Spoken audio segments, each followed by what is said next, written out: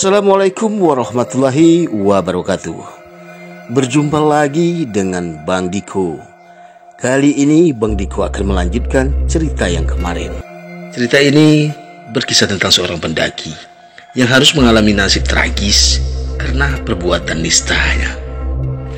Bagaimana kelanjutannya? Orang usah suwi-suwi, langsung saja kita lanjut ke alur ceritanya. Tapi sebelum itu, hendaknya kita membaca basmalah terlebih dahulu. Bismillahirrahmanirrahim. Assalamualaikum, Bi. Ini Tio, sapaku. Ya, Tio. Bibi sudah tahu karena nomormu terdaftar di kontak saya, balas Bi Rohayati. Entah mengapa saat mendengar suara Bi Rohayati, bibirku seolah terkunci. Rasanya aku tidak memiliki kekuatan untuk mengatakan apa yang telah terjadi pada anaknya. Tio, kenapa kamu diam? Terdengar suara Bi Rohayati di seberang sana. Aku hanya terdiam dengar suara Bi Rohayati di dalam telepon. Hatiku hancur, tak mampu berucap sepatah kata pun. Akhirnya aku memutuskan untuk mengakhiri panggilan telepon, lalu segera masuk ke dalam mobil ambulans. Berkali-kali ponselku berdering. Bi Rohayati memanggil balik, tapi aku mengabaikannya. Aku tahu kalau beliau mengira pulsaku habis. Buliran bening di kelopak mata jatuh tanpa disadari. Tak kala aku membaca pesan singkat dari Bi Rohayati. Tio, ada apa? Apa kalian baik-baik saja, Nak?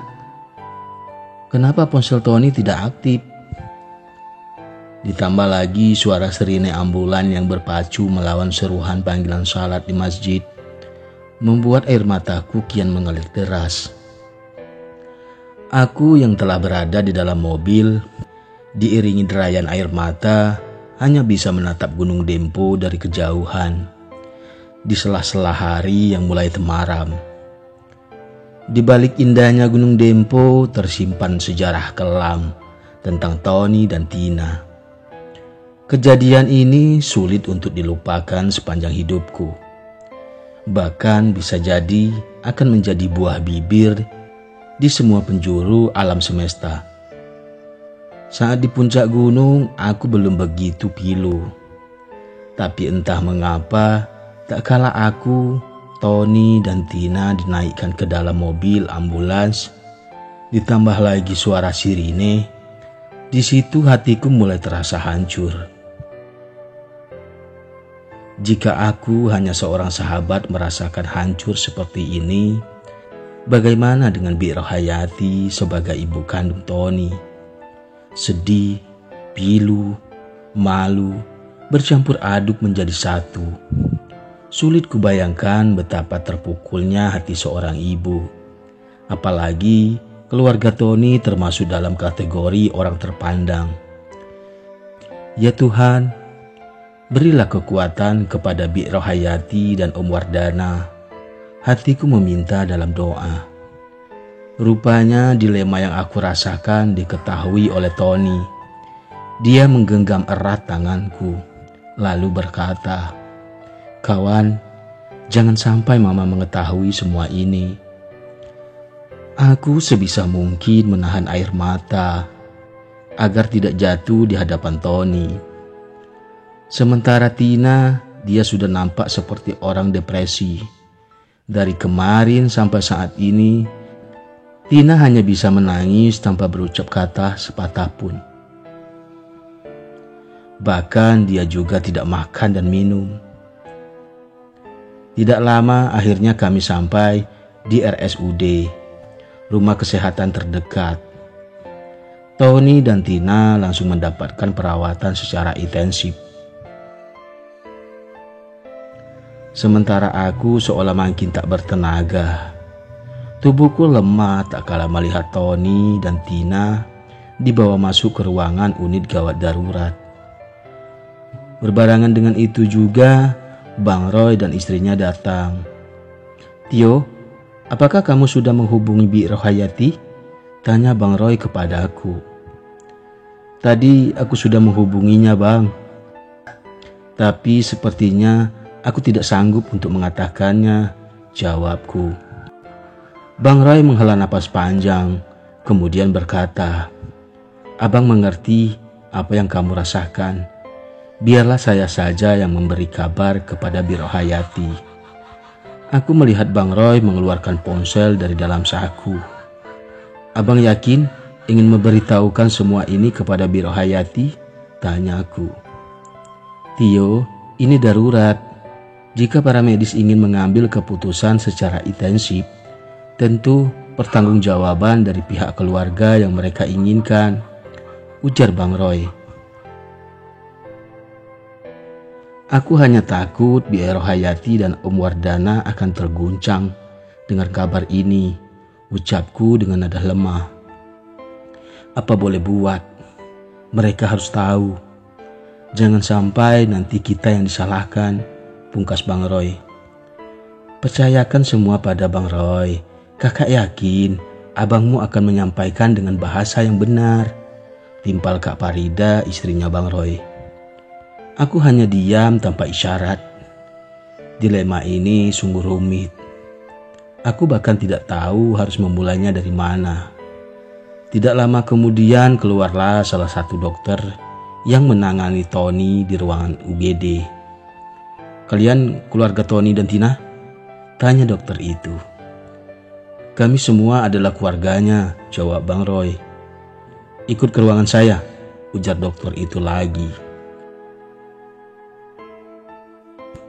Aku dan Bang Roy ikut dokter tersebut ke ruangannya.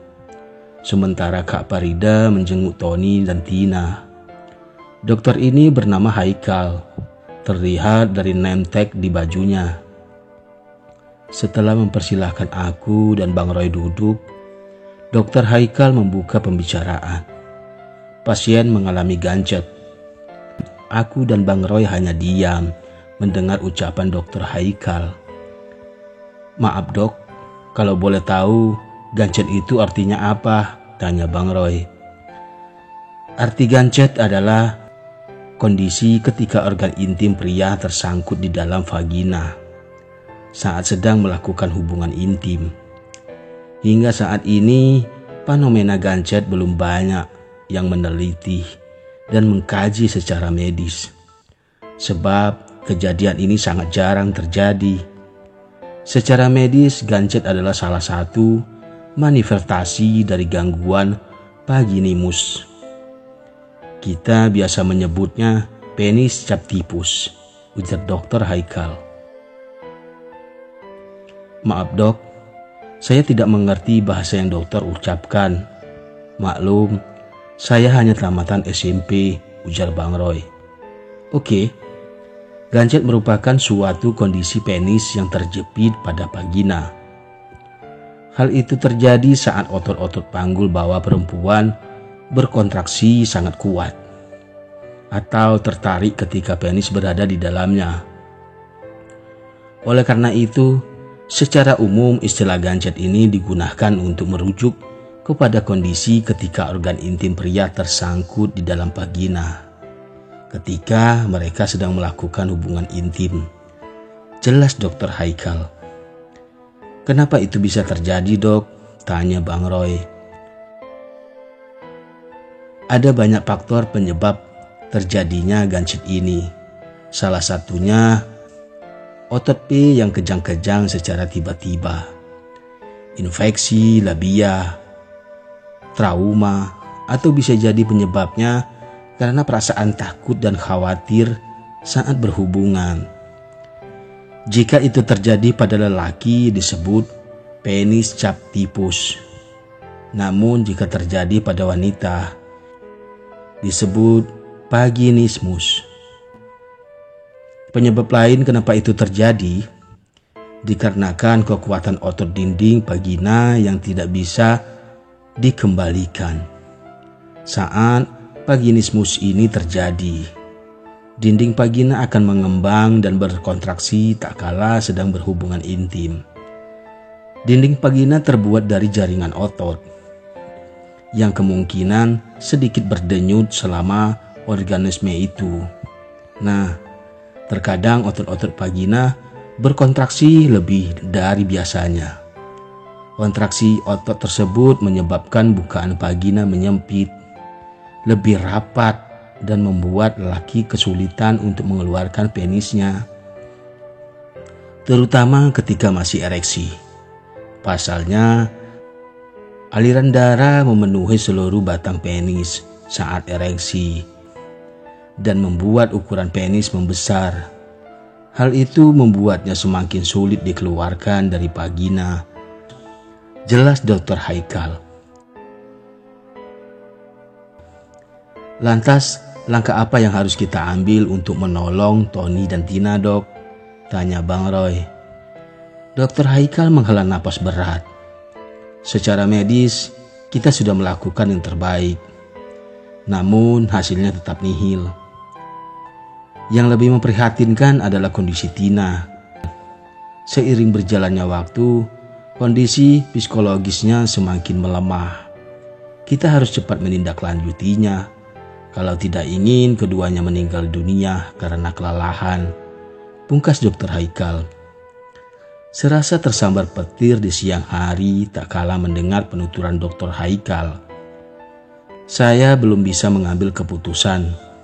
Kita harus menunggu kehadiran kedua orang tuanya, baik Tina ataupun Tony, ujar Bang Roy.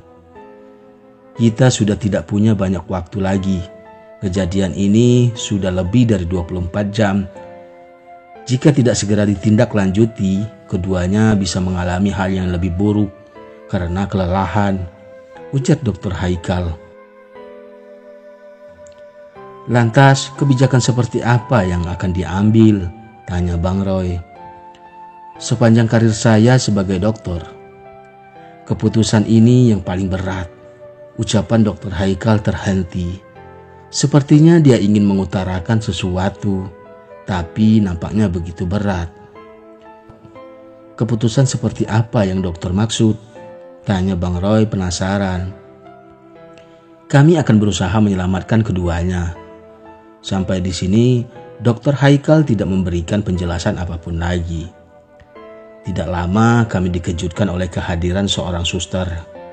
Dok, pasien kamar nomor 9. Kondisinya sudah semakin melemah, ujar suster itu dengan ekspresi penuh kekhawatiran.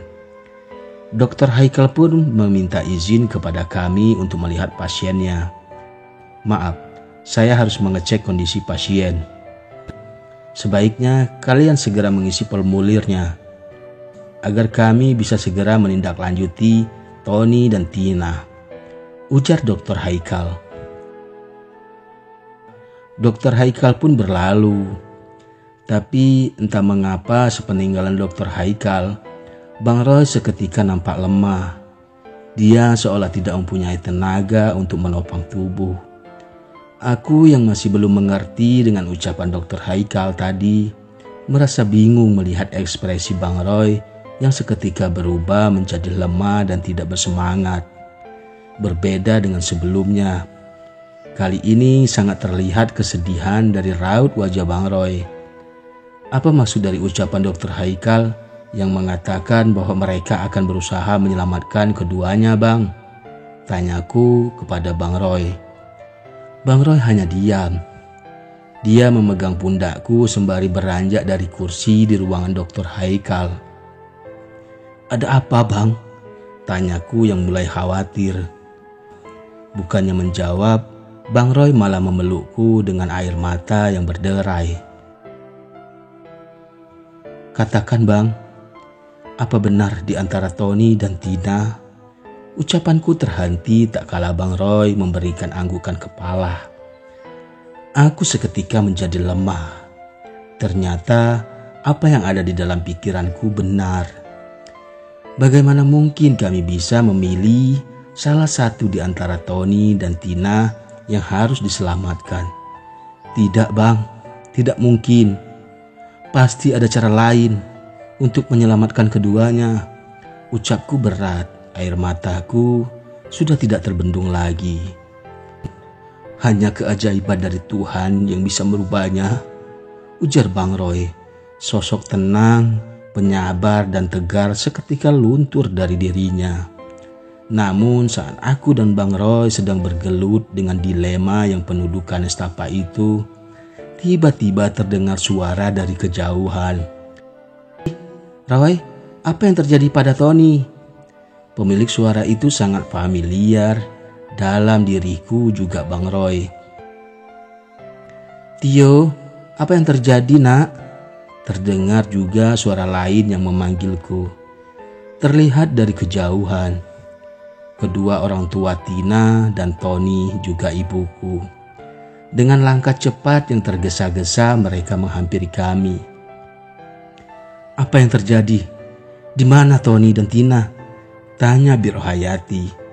Aku tidak mampu menjawab. Begitu juga dengan Bang Roy. Hanya tangannya yang masih mempunyai kekuatan untuk memberi jawaban atas pertanyaan itu. Mereka pun meninggalkan kami, kemudian bersama dengan ibuku, kedua orang tua Tina, Bi Rohayati dan Om Wardana menuju kamar yang ditunjuk oleh Bang Roy. Sampai jumpa lagi di episode berikutnya. Wassalam ala mursalin walhamdulillahi rabbil alamin. Saya Sultan Diku. Bye-bye.